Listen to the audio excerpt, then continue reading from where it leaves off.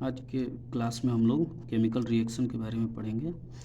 तो सबसे पहले हम लोग पढ़ेंगे कॉम्बिनेशन रिएक्शन के बारे में। तो कॉम्बिनेशन रिएक्शन हम किसको बोलेंगे?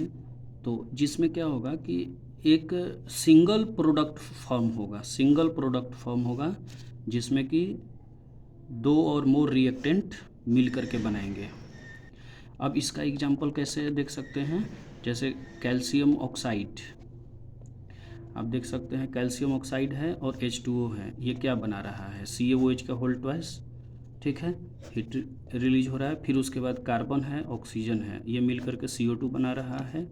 फिर उसके बाद हाइड्रोजन है, ऑक्सीजन है, ये मिलकर H2O बना रहा है, ठीक है। इसको ध्यान में रख करके हमने एक और भी चीज़ों को ध्यान में रखना होगा हमें।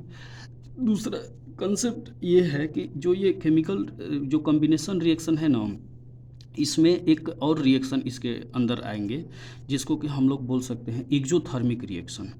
अब ये एक्जोथर्मिक रिएक्शन क्यों है, क्यों पढ़ना है?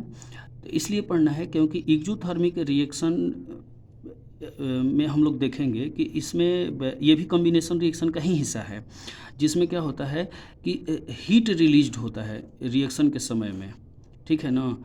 जब भी प्रोडक्ट फॉर्म होता है तो उसमें हीट रिलीज होता है, इसीलिए इसमें लिखा गया है the reaction in which heat is released during the formation of products. अब इसका एग्जांपल क्या होता है? तो बर्निंग ऑफ नेचुरल गैस, ठीक है। अब जो भी नेचुरल गैस होगा उसका बर्न होना भी क्या है? एक तरह से एक्जोथर्मिक रिएक्शन है, क्योंकि जैसे ही CH4 मीथेन जलेगा, ऑक्सीजन के साथ रिएक्ट करेगा तो ये कार्बन डाइऑक्साइड रिलीज करेगा, ठीक है, और H2O प्रोड्यूस करेगा। एक जनरली और भी चीज़ें पूछी जाती हैं, उसमें हम लोग क्या देखेंगे कि रेस्पिरेशन क्या होता है। तो रेस्पिरेशन भी हमारा क्या है? एक तरह का एक्जोथर्मिक रिएक्शन है, क्योंकि इसमें भी हमें एनर्जी रिलीज होता है, ठीक है। हीट का मतलब क्या है? कोई भी फॉर्म ऑफ एनर्जी यदि रिलीज हो किसी भी इक्वेशन से, तो उस टाइप के इक्वेशन को हम लोग एक्जोथर्मिक रिएक्शन बोलेंगे। अब इसमें जैसे देखिए, जैसे ग्लूकोज है, ये ऑक्सीजन के साथ रिएक्ट करता है तो ये CO2 बनाता है हमारे बॉडी में, H2O बनता है और एनर्जी रिलीज करता है। तो एनर्जी यहाँ पर रिलीज हुआ ना, तो एनर्जी रिलीज होने की वजह से क्या हुआ है? ये एक तरह से हम कह सकते हैं कि हमारा एक्जोथर्मिक रिएक्शन हुआ, एनर्जी रिलीज हुआ, तो ठीक है। फिर उसके साथ साथ हम देखेंगे कि decomposition of vegetable matter into compost, यानी कि वेजिटेबल मैटर का सड़ना, गलना और कंपोस्ट बनना, ये भी हमारा एक्जोथर्मिक रिएक्शन में है, ठीक है। एक्जोथर्मिक रिएक्शन का जस्ट उल्टा होगा इंडोथर्मिक रिएक्शन। अब इसमें क्या था? एक्जोथर्मिक रिएक्शन में हीट रिलीज होता था और इंडोथर्मिक रिएक्शन में हीट यूज होगा या एब्जॉर्ब्ड हो जाएगा रिएक्शन में, जब रिएक्शन कराएंगे तो, ठीक है। अब जैसे आइस का मेल्ट होना, अब इसमें से क्या होगा? हीट एब्जॉर्ब्ड हो जाएगा, ठीक है, आइस वाटर में चेंज हो जाएगा। प्लांट में फोटोसिंथेसिस का होना, तो फोटोसिंथेसिस किस प्रोसेस में होता है? किस मतलब फोटोसिंथेसिस के प्रोसेस में होता क्या है? तो यहाँ पर सनलाइट क्या होता है? सनलाइट यूज किया जाता है। तो सनलाइट में क्या है? एक तरह से हीट भी है, तो ये यूज किया जा रहा है, तो इसको बोलेंगे इंडोथर्मिक रिएक्शन। हमारे घर में जो खाना बनते हैं, वेजिटेबल्स, सब्जी वगैरह बनाए जाते हैं या कोई भी चीज़, तो इसमें हम लोग क्या देखते हैं? हीट को यूज किया जाता है, तो ये सब इंडोथर्मिक रिएक्शन में आ जाएंगे, ओके। उसके बाद कॉम्बिनेशन रिएक्शन के बाद हमको अलग अलग रिएक्शन पढ़ना है, जैसे decomposition reaction, displacement reaction, double displacement reaction, ये हमें पढ़ना है। और साथ ही साथ हमें ऑक्सीडेशन और रिडक्शन के बारे में भी हमें ध्यान में रखना है। इसे दोनों रिएक्शन के बारे में पढ़ना है, ये भी बहुत इंपॉर्टेंट है। ऑक्सीडेशन रिएक्शन और रिडक्शन रिएक्शन, है ना, ये भी बहुत इंपॉर्टेंट है, हमारे काम का है, तो इसलिए हम इसको भी ध्यान में रख करके पढ़ेंगे। चूँकि ये ऑक्सीडेशन वाला और रिडक्शन वाला ये 11 क्लास में भी पढ़ना है, 11-12 में भी पढ़ना है, इसलिए 10 क्लास में आप लोग इसको ध्यान जरूर दीजिएगा, ठीक है। तो चलिए नेक्स्ट हम लोग देखते हैं। तो नेक्स्ट हमारा है डिकम्पोजिशन रिएक्शन। तो इस डिकम्पोजिशन रिएक्शन में क्या होता है? तो इसमें होता है the reaction in which a single reactant breaks down to give 2 और more products is called decomposition reaction. अब इसमें क्या है कि सिंगल रिएक्टेंट ब्रेक्स डाउन का मतलब होता है 2 या 2 से अधिक हिस्सों में टूट जाना, है ना। ब्रेक्स डाउन का मतलब होता है बिखरना, टूटना, ठीक है। तो अब यहाँ पर क्या हम देखने को मिलेगा कि डिकम्पोजिशन रिएक्शन में ना जनरली कोई भी एगो यहाँ पर सब्सटेंस रहेगा, कोई भी सब्सटेंस रहेगा, आप कह सकते हैं।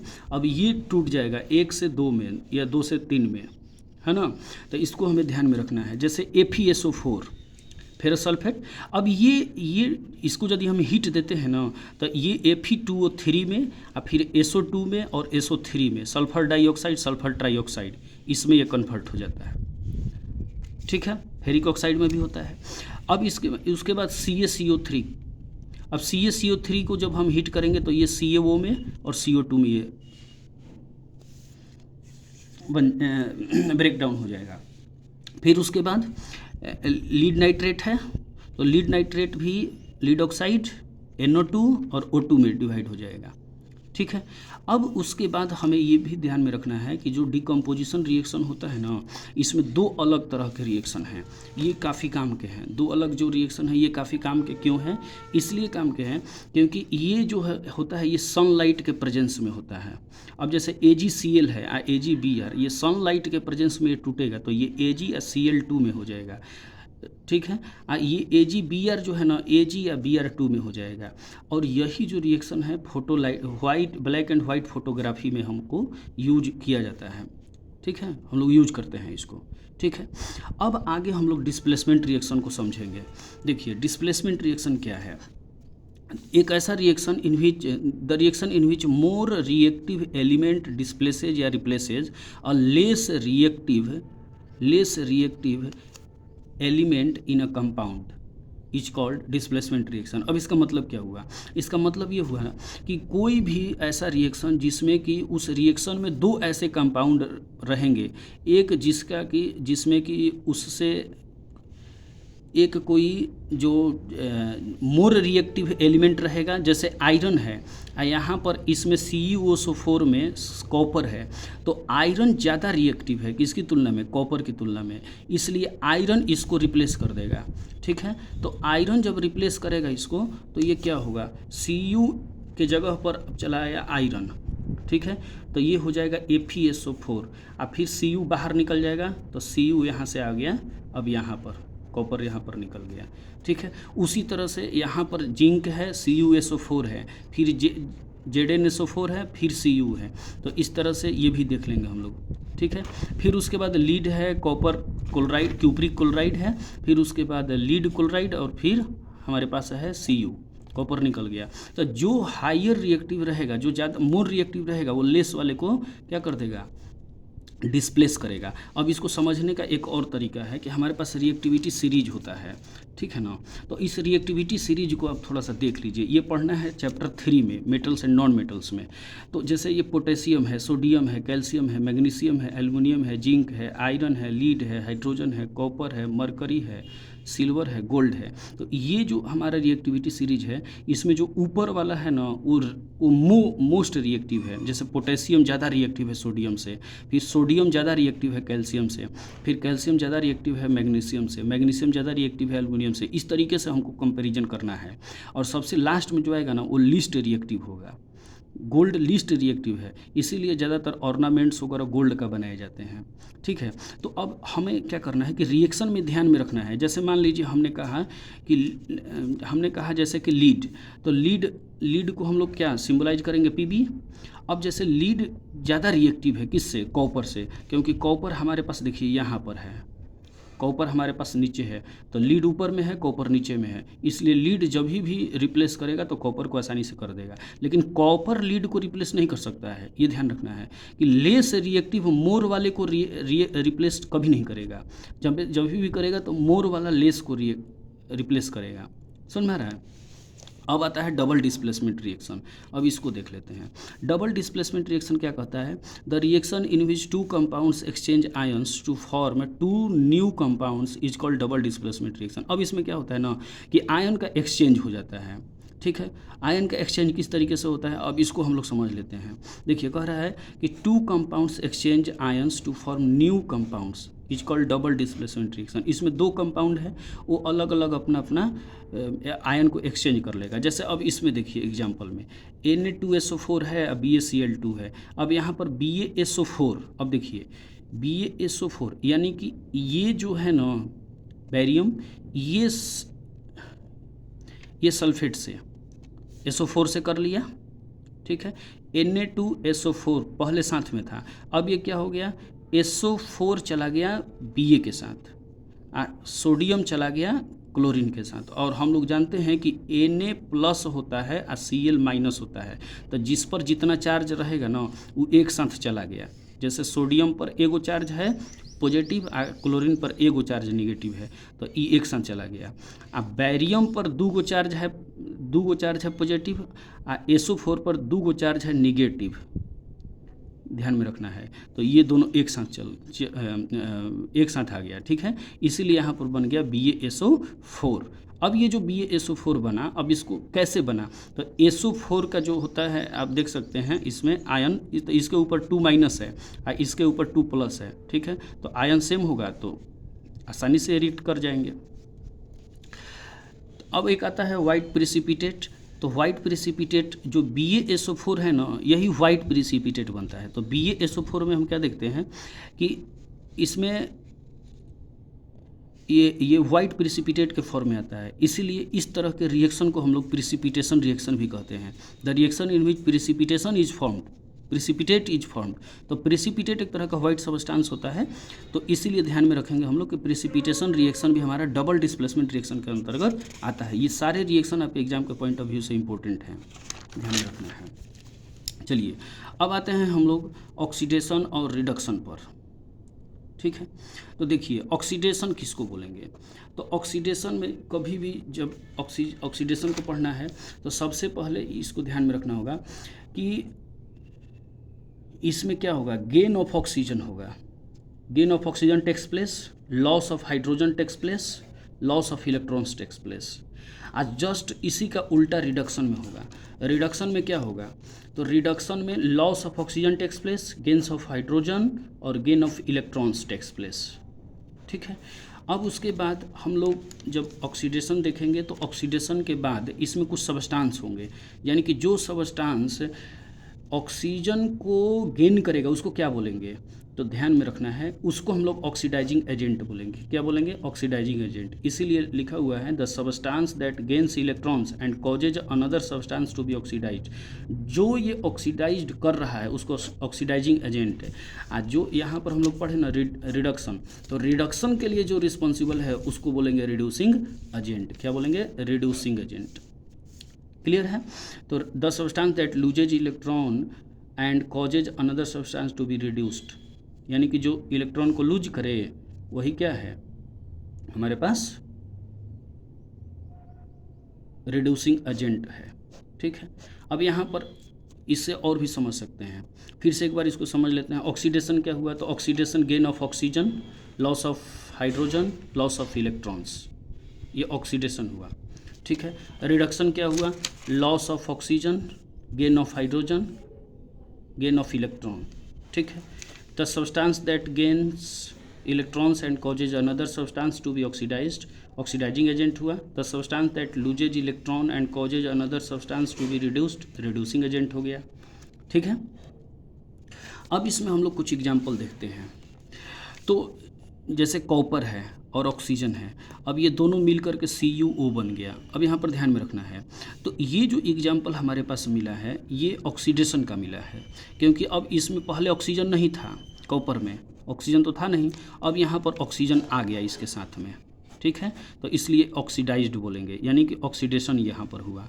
यहाँ पर ऑक्सीजन है लेकिन यहाँ पर ऑक्सीजन हट गया, तो इसको हम लोग बोलेंगे रिडक्शन। क्या बोलेंगे, रिडक्शन। रिडक्शन रिएक्शन में तो रिडक्शन रिएक्शन में क्या होगा कि ऑक्सीजन हट जाएगा और यहाँ पर हाइड्रोजन गेन कर जाएगा। तो हाइड्रोजन देखिए यहाँ से ऑक्सीजन ले लिया हाइड्रोजन, ठीक है। अब यहाँ पर एक चीज़ और ध्यान में रखना है, दोनों को यदि हम दोनों रिएक्शन साथ में हो जाए इसको हम लोग बोलेंगे रिडॉक्स रिएक्शन। RKN शॉर्ट में हम लोग रिएक्शन को लिख सकते हैं, ठीक है। तो रिडॉक्स रिएक्शन दोनों एक साथ हो जाए तो ऑक्सीडेशन और रिडक्शन, रिडक्शन और ऑक्सीडेशन दोनों एक साथ हो जाए तो हम लोग रिडॉक्स रिएक्शन बोलेंगे। अब इसमें एक चीज़ और समझ लेते हैं, जैसे CuO है, कॉपर ऑक्साइड है, हाइड्रोजन है, तो ये अलग अलग करेंगे इसको, ये यदि रिएक्ट करेगा तो ये Cu + H2O होगा, Cu + H2O। अब यहाँ से CuO जो है ना ये रिडक्शन करेगा तो ये कॉपर में चेंज हो जाएगा, किस में चेंज हो जाएगा, कॉपर में चेंज हो जाएगा। CuO रिडक्शन करेगा तो ये कॉपर में चेंज हो जाएगा, ठीक है। और H2 ऑक्सीडाइज करेगा तो यहाँ पर H2O बन जाएगा। तो H2 का ऑक्सीडाइज्ड होना ऑक्सीडेशन, और कॉपर में से ऑक्सीजन का हटना रिडक्शन, ठीक है। तो यहाँ से हम लोग देख रहे हैं कि रिडक्शन भी हो गया, ऑक्सीडेशन भी हो गया। सेम वे में यही चीज़ है यहाँ भी, सेम वे में ये भी है, ठीक है। क्या है, ZnO plus C, Zn plus CO, यहाँ पर देख रहे हैं Zn ऑक्सीजन ख़त्म हो गया, यहाँ पर ऑक्सीजन का एडिशन हो गया, तो ये दोनों एक साथ हो रहा है ना, इसलिए ये भी रिडॉक्स रिएक्शन का हिस्सा है। MnO2 HCl, MnCl2 H2O Cl2, यहाँ भी वही चीज़ हो रहा है, हाइड्रोजन, ठीक है, यहाँ भी वही चीज़ हो रहा है। तो इसको भी हमें ध्यान में रखना है। एक लास्ट टॉपिक है आप लोगों को जो पढ़ना है, उसको बोलते हैं कोरोजन। तो कोरोजन और रेंसिडिटी ये दोनों ध्यान में रखना है। तो कोरोजन इसको बोलेंगे ना जहाँ पर कि मेटल डिग्रेड होने लगेगा, मेटल डैमेज होने लगेगा, ठीक है।